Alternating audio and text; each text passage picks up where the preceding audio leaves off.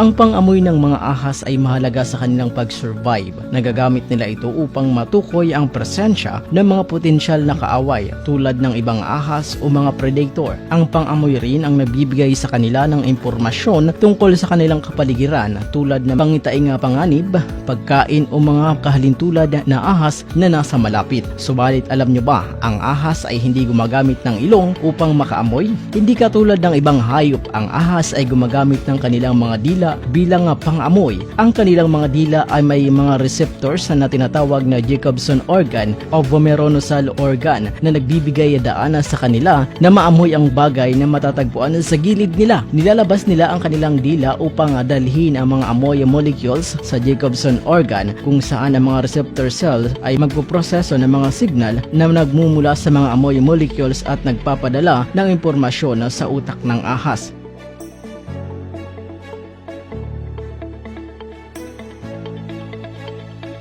Samantala, katulad ng ahas, ang mga lizard o butigi ay hindi rin gumagamit ng ilong para makapag-amoy. Ang mga ito ay hindi katulad ng ibang mga hayop na may mga malaking ilong o mga receptor para sa pang-amoy. Sa halip, ang mga butiki ay umaasa sa iba pang mga pandama upang matukoy ang kapaligiran at makahanap ng pagkain. Sa kaso ng mga butiki, ang kanilang pandinig at paningin ang mga pangunahing pandama na ginagamit nila upang malaman ang mga impormasyon tungkol sa kanilang kapaligiran. Kaya sa kabuuan, ang butiki ay hindi umaamoy sa pamamagitan ng mga receptors tulad ng mga mamalya. Sa halip, umaasa sila sa iba pang pandama tulad ng pandinig, paningin at pandama ng temperatura upang malaman ang mga impormasyon tungkol sa kanilang kapaligiran at mahanap ang kanilang mga pangailangan sa pagkain.